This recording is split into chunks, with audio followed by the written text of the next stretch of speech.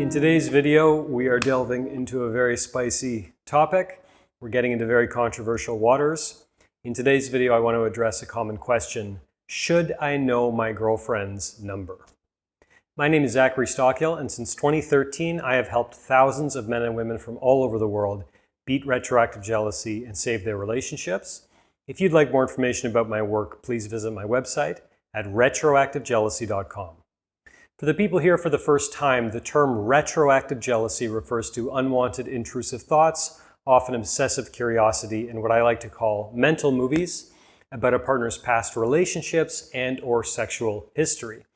And needless to say, many retroactive jealousy sufferers, in particular I would say men, often want to know their girlfriend or their wife's number, i.e. their number of past sexual partners. And of course, I've been doing this work for a long time. I've had thousands of coaching calls over the years, and quite often guys ask me point blank, Zach, should I know my girlfriend or wife's number? How important is this really? And opinions on this topic, responses to this question vary widely. Like so many other things on the internet, the extremes on both sides, I think, are generally wrong. So the extremes when it comes to this question, on the one extreme are the guys who say you should know every single intricate detail about your girlfriend or wife's past.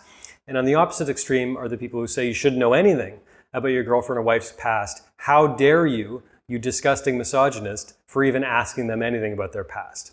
And I think both extremes in this case are wrong. As I often do on this channel, I'm going to present somewhat of a more nuanced view, hopefully. So if you're asking me, should I know my girlfriend or wife's number? If you're asking the question, then there's a good chance that your answer should be yes. I don't think I can offer a blanket answer to this question, should everyone know their partner's number? Because for some people, it might not genuinely be important. It just might not be an issue. But if it's a burning desire for you deep down and you feel like you have a clear number in your head where if your girlfriend or wife's number is higher than that, you'd leave them. If it's a genuine burning deep question on your part and you feel like you need to know the answer, then yes, perhaps, maybe you should know your girlfriend or wife's number. But here's the problem with that. Let's say the number in your head is, let's say it's 5, okay? And you feel like, okay, I can't be with a woman who's been with more than 5 other guys in the past. Which I'm not judging. I mean, I'm a libertarian. You do you, I do me. I don't really care what people do in this regard at all. I'm mostly just interested in hopefully helping to facilitate personal flourishing among a wide group of individuals. So it's no skin off my nose. I don't really care. But let's say for you, that the number in your head is 5, and you would never be with a woman whose number is above 5. Here's the problem. Okay, let's say your girlfriend's number is 6. Is there an enormous difference between 6 and 5? I would argue probably not. Is there an enormous difference between 4 and 5? I would argue probably not. Now, is there an enormous difference between 50 and 5? Yes, clearly. I think when someone's number gets up that high, there could be some deeper issues going on there. That's information that I would be interested in if I was thinking about committing to someone long term. But you see where this whole number issue gets a little tricky when, again, we're talking about, is there a difference between 7 and 5? Is there a difference between 6 and 5? Yada, yada, yada. So the whole number issue isn't the best guide to give you an insight into someone's true character, and certainly to give you an insight into their potential actions and motivations moving forward. But if you have decided it's absolutely crucial that you know that number, okay, ask.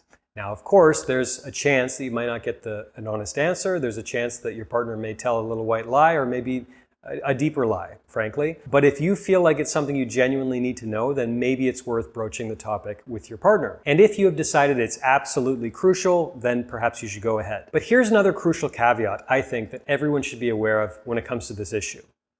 I think, again, I'm a libertarian. I'm all for personal liberty, personal freedom. If you don't want to be with a woman who's been with 5 or 6 or 10 guys or whatever, totally fine. I don't have any issue with that whatsoever. What I do have an issue with is hearing a number you don't like and torturing that woman endlessly, or torturing that person endlessly and making them feel bad about themselves and shaming them and harassing them. And I kind of feel like if you want to bring up this question with your partner, you should be willing to live and act based on the consequences of the answer. In other words, if your number is 6 and you feel like you would never be with a woman who's, above 6, and she tells you 7, and you're fundamentally not okay with it, it's probably time to walk away. But you can walk away without being a jerk about it, I guess is what I'm trying to say. You can walk away without humiliating someone. You can walk away without trying to make someone feel terrible about their past life choices and making them feel like a bad person and all the rest. There's a gentlemanly way to go about this. Sometimes in life, when you're dating someone and it turns out that your values are not simpatico, they're not totally compatible, I think you can walk away with your head held high and at the same time with her head held high. You can just realize, you know what, we might not share the same values, we might not share the same goals moving forward, and that's okay. Everyone moves on, no one's going to die, it's okay, everyone's going to survive and hopefully eventually thrive. There's a way to do this without bringing all kinds of extra drama and baggage and emotional pain into the situation. So, if you are willing to walk away based on the number that your girlfriend gives you, then perhaps you should broach that question. But I'm saying don't be a coward about it. Don't be petty, don't be mean. Because if you have a conscience, if the relationship doesn't work out, or if the relationship works out, you're going to look back and you're going to feel bad about the way that you handled this conversation. You're going to regret some of the cruel things you said and did. And as many of you know, I speak from experience. I'm a former retroactive jealousy sufferer myself. I once acted in a way that I'm not very proud of. It still makes me cringe, frankly, to think about it today. You don't want that on your conscience. So if you are willing to die on the hill of this number question, then maybe you should bring it up with your girlfriend or wife.